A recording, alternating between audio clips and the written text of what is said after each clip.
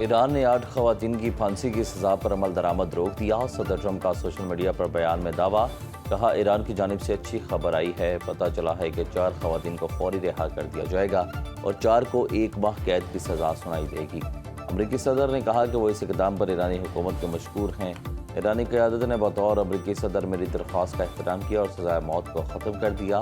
ایرانی عدلیہ نے ٹرمپ کے دعوے کو جھوٹا قرار دے دیا۔ ایرانی میڈیا کے مطابق ٹرمپ نے ایران کے زیر تحویل جن خواتین کا ذکر کیا ان کو کبھی سزائے موت سنائی ہی نہیں گئی۔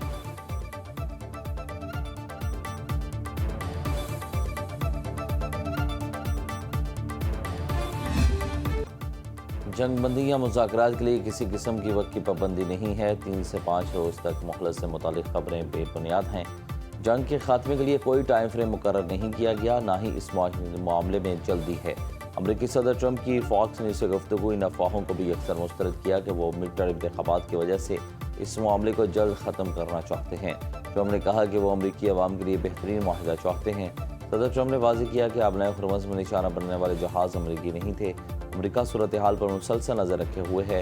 ناکہ بندی ایران کو بمباری سے زیادہ خوفزدہ کرتی ہے۔ ایرانی حکومت اس سے زیادہ پریشان ہے کیونکہ ایران برسوں سے بمباری کا سامنا کر رہا ہے مگر ناکہ بندی سے نفرت کرتا ہے۔ ٹرمپ نے مزید کہا اگر تیل کے کنویں بند ہو جائیں تو وہ دوبارہ نہیں کھولتے۔ ایرانی وزیر خارجہ عباس عراقچی ایک ذہین انسان ہیں، اگر مذاکرات دوبارہ شروع ہوئے تو وہ اس عمل میں شامل ہوں گے۔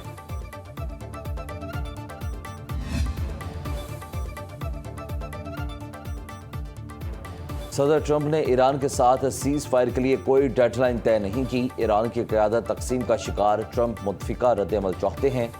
ترجمان وائٹ ہاؤس کیرولین لیوٹ کی میڈیا سے گفتگو، کہا صدر ٹرمپ نے لچک کا مظاہرہ کیا تاکہ ایران سے ڈیل ہو سکے۔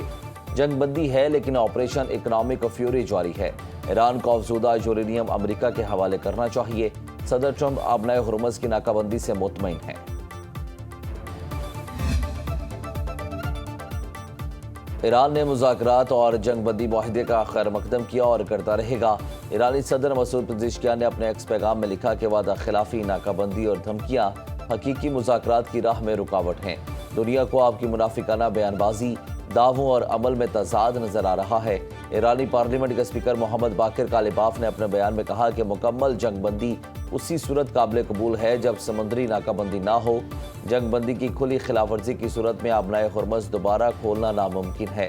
ایرانی صدارتی دفتر کے ترجمان نے ایرانی قیادت میں اختلافات کو خبروں کو مسترد کیا۔ ترجمان کے مطابق ایرانی قیادت میں اتحاد بے مثال اور مثالی ہے۔ برابری، وقار اور معقولیت کی بنیاد پر مذاکرات کے دروازے کھلے ہیں۔ ایرانی قیادت ایک پیج پر ہے، تفرقے کی کوششیں کامیاب نہیں ہوں گی۔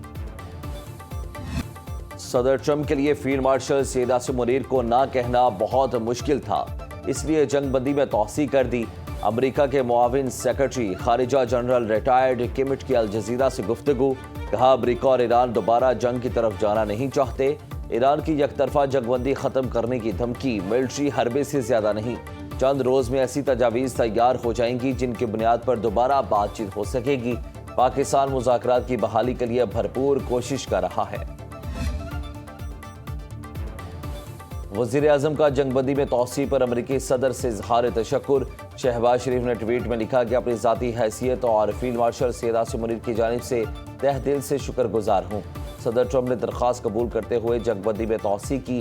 پاکستان امن کے لیے مذاکراتی عمل جاری رکھنے کی کوششیں برقرار رکھے گا۔ امید ہے فریقین جنگ بندی کی پاسداری جاری رکھیں گے۔ وزیر اعظم سے ایرانی سفیر رضا امیری مقدم کی ملاقات، وزیر اعظم کا مذاکرات کے دوسرے دور میں ایران کی شرکت پر زور، وزیر اعظم کی زیر صدارت اعلیٰ سطح کا اجلاس، سینئر وفاقی وزراء اور اعلیٰ حکام کی شرکت۔ اجلاس میں ایران امریکہ جنگ بندی میں توسیع کے بعد کی صورتحال پر تبادلہ خیال کیا گیا۔ مذاکرات کو دوسرے دور کو یقینی بنانے کے لیے پاکستان کے سفارتی کوششیں جاری رکھنے پر اتفاق کیا گیا۔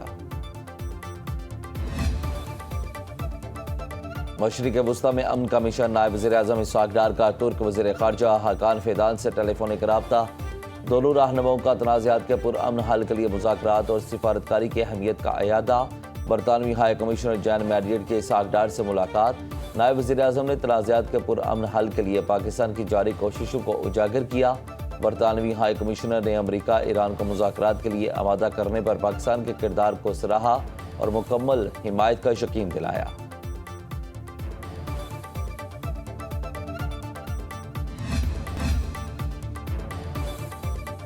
امریکہ کے وزیر بحریہ جان سی فیلن اپنے عہدے سے مستعفی ہو گئے۔ استعفے کی وجوہات سامنے نہیں لائی گئی۔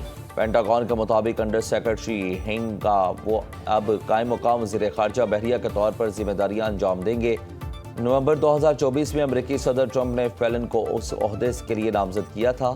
اس وقت بھی ان پر تنقید کی گئی اور انہیں بحریہ، فوج، قومی سلامتی پالیسی اور دفاعی صنعت کی خاطر تجربہ نہیں۔ ایرانی پارلیمنٹ کے اسپیکر محمد باقر کالیباف کہتے ہیں کہ آگے بڑھنے کا واحد راستہ ایرانی قوم کے حقوق کو تسلیم کرنا ہے۔ مکمل جنگ بندی اسی صورت قابل قبول ہوگی جب سمندری ناکہ بندی ختم کی جائے۔ کالیباف نے خبردار کیا کہ جنگ بندی کی خلاف ورزی کی صورت میں اپنے قربس کو دوبارہ کھولنا ناممکن ہو جائے گا۔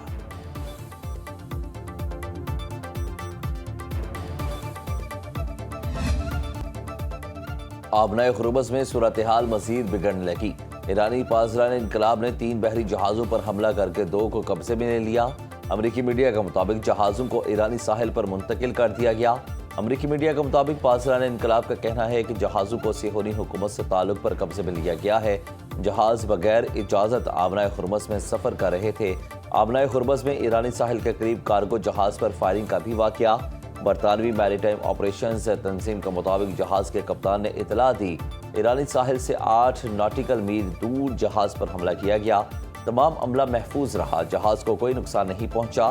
برطانوی تنظیم کے مطابق عمان کے شمال مشرق میں 15 ناٹیکل میل کے فاصلے پر ایک اور جہاز کو بھی فائرنگ کا نشانہ بنایا گیا۔ امریکی سینٹ کام کے کمانڈر ایڈمرل کوپر کہتے ہیں کہ جنگ کے لیے تیار ہیں، جنگ بندی کے دوران صلاحیتیں مزید بہتر بنا رہے ہیں۔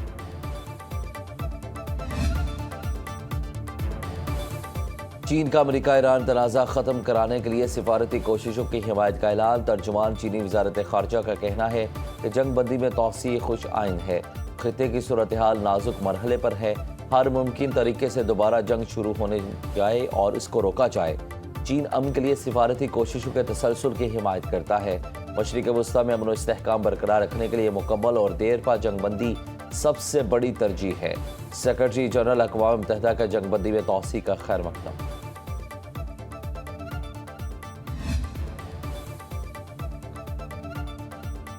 امریکی سینٹ میں ایک بار پھر ٹرمپ کے جنگی اختیارات محدود کرنے کی قرارداد مسترد۔ ایران کے خلاف جنگ روکنے سے متعلق وار پاورز قرارداد 5ویں بار ناکام ہو گئی۔ قرارداد کے خلاف 51 جبکہ حق میں 46 ووٹ آئے۔ ووٹنگ سے قبل ڈیموکریٹ رہنما جیک شومر نے کہا کہ ٹرمپ کے کئی ہفتوں سے جنگ ختم کرنے کے لیے کھوکھلے وعدے سامنے آ رہے ہیں۔ یہ ووٹنگ سینٹ ریپبلکنز کے لیے 5واں موقع تھا کہ وہ جنگ روکنے کے لیے قدم اٹھاتے۔ مشرق وسطیٰ کی لمحہ بلمحہ بدلتی صورتحال، عالمی مارکیٹ میں تیل دوبارہ مہنگا ہونا شروع ہو گیا۔ امریکی خام تیل کی $93 فی بیرل میں فروخت۔ برینٹ کروڈ آئل مزید $3 مہنگا، $102 فی بیرل ہو گیا۔ پاکستان سمیت ایشیا کی 4 بڑی سٹاک مارکیٹس میں مندی، مقامی سٹاک مارکیٹ میں فروخت کا دباؤ۔ پاکستان سٹاک مارکیٹ میں 1576 پوائنٹس کی کمی ریکارڈ، 1,71,579 پوائنٹ پر بند ہوئی۔ سونے کی قیمت میں $51 فی اونس اضافہ، $4,771 میں ٹریڈنگ۔ پاکستان میں سونا $1,200 سستا، فی تولہ $4,98,962 کا ہو گیا۔ ایران اور پوپ سے تنازع، بیشتر امریکیوں نے ٹرمپ کی ذہنی حالت پر سوال اٹھا دیا۔ صرف 26% امریکی شہریوں نے ٹرمپ کا متوازن مزاج قرار دیا۔ برطانوی خبر رساں ادارے اور ایپسوس کے مشترکہ سروے کے مطابق 51% امریکیوں نے کہا کہ ٹرمپ کی ذہنی صلاحیت مزید خراب ہوئی۔ 62% امریکی ٹرمپ کی کارکردگی سے ناخوش، صرف 16% نیٹو سے نکلنے کے حامی۔ ٹرمپ کی مقبولیت 36% کی کم ترین سطح پر برقرار۔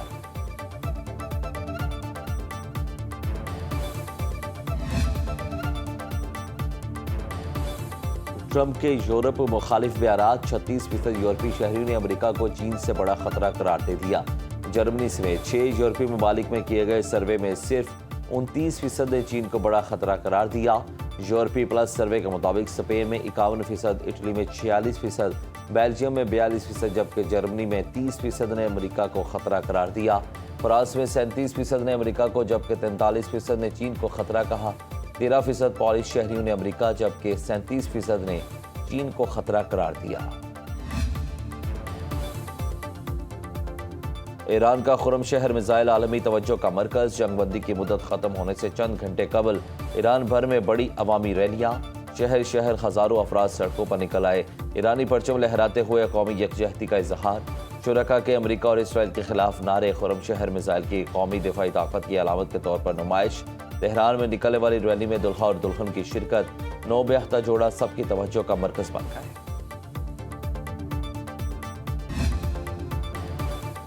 ملک میں الیکٹرک وہیکلز کے فروغ کے لیے اقدامات تیز کیے جائیں، وزیراعظم شہباز شریف کا اجلاس سے خطاب، کہا ای وی گاڑیوں کے فروغ سے ایندھن کے درآمدی بوجھ میں کمی آئے گی، ماحولیاتی تحفظ اور انرجی سیکیورٹی کے لیے بھی انتہائی اہم ہے، کم آمدنی والے افراد کے لیے الیکٹرک موٹر سائیکلز پر سبسڈی میں شفافیت یقینی بنائی جائے۔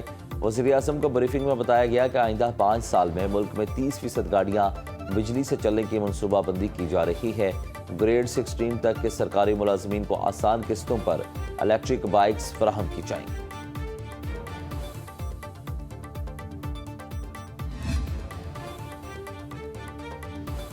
سیف سٹی پروجیکٹ کے باوجود جرائم ہونا افسوسناک ہے، وزیر اعلیٰ پنجاب مریم نواز کا جرائم میں اضافے پر برہمی کا اظہار، شیخوپورہ اور فیصل آباد میں جرائم بڑھنے پر متعلقہ پولیس افسران کی سرزنش، مریم نواز کی آر پی اوز اور ڈی پی اوز کو سی سی ٹی وی سے تعاون کرنے کی ہدایت، کہا کہ گلبرگ میں گاڑی کی بیٹری چوری ہونے کی ویڈیو شرمناک ہے، گجرات میں بس روک کر بیگ چھینے گئے، منشیات کے واقعات کے اعداد و شمار دیکھ کر شرم آتی ہے، اسپیڈو بس کے کنڈکٹر نے بچی کو مارا، اگر قانون کا خوف ہو تو ایسے واقعات نہیں ہو سکتے، سی سی ٹی اور سیف سٹی کے ذریعے صوبے کو جرائم سے پاک کیا، پولیس کو ہر قسم کی مداخلت سے پاک کر دیا، اب ڈیلیور کر کے دکھانا ہوگا۔ پنجاب اسمبلی نے ٹریفک جرمانوں میں کمی کی ترامیم کثرت رائے سے منظور کر لی، ٹریفک جرمانوں میں کمی کا ترمیم بل ایوان سے کثرت رائے سے منظور ہو گیا، موٹر سائیکل کے چند چالان 2000 سے کم کر کے 1000 روپے ہوں گے، ٹرک، بسوں اور دیگر ہیوی وہیکلز کا زیادہ سے زیادہ جرمانہ 20 سے کم کر کے 10,000 کر دیا گیا، بل کی حتمی منظوری گورنر پنجاب دیں گے۔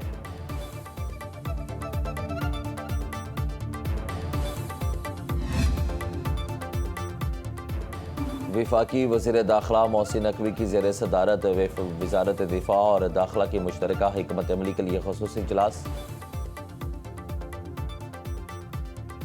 لانڈی داؤد چرنگی کے قریب ٹرک کی ٹکر سے بچہ جاں بحق 7 سالہ سعد موٹر سائیکل پر اپنے ماموں کے ساتھ جا رہا تھا۔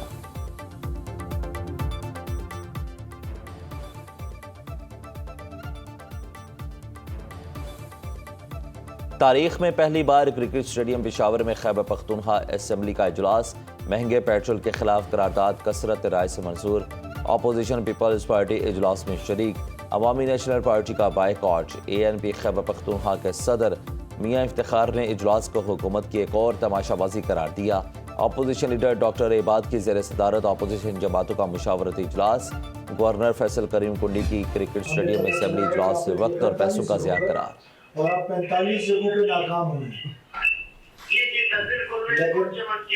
لیکن 46واں کال آپ کو آ رہی ہے، آپ کی نوکری پکی ہوگی، آپ کو مبارک ہو، میں خود آپ کو نوکری دے رہا ہوں۔ اللہ کا خوش رکھے۔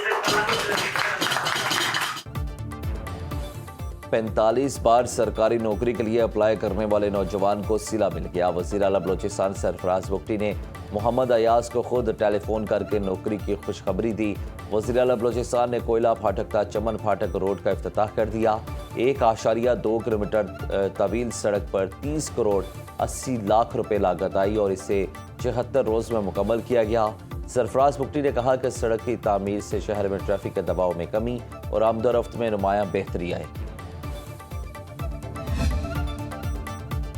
برطانیہ کی پارلیمنٹ نے تمباکو نوشی کے خلاف تاریخی قانون منظور کر لیا، قانون کے تحت 2009 کے بعد پیدا ہونے والے افراد اپنی زندگی میں کبھی بھی قانونی طور پر سگریٹ نہیں خرید سکیں گے۔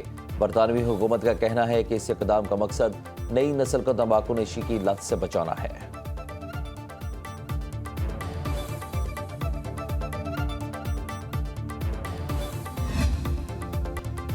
قومی کرکٹر محمد نواز کو ڈوپ ٹیسٹ مثبت آنے پر تحقیقات کا سامنا، غیر ملکی سپورٹس ویب سائٹ کے مطابق پی سی بی نے محمد نواز کا ڈوپ ٹیسٹ مثبت آنے کی تصدیق کر دی، جس کے باعث انگلش کاؤنٹی کلب سوریا کے ساتھ T20 بلاسٹ کھیلنے کا ان کا معاہدہ منسوخ ہو گیا۔ پی سی بی ترجمان کے مطابق آئی سی سی نے بھی پی سی بی کو معاملے سے آگاہ کر دیا۔ ذرائع کے مطابق یہ ٹیسٹ رواں سال میں مینز T20 ورلڈ کپ کے درمیان لیا گیا تھا۔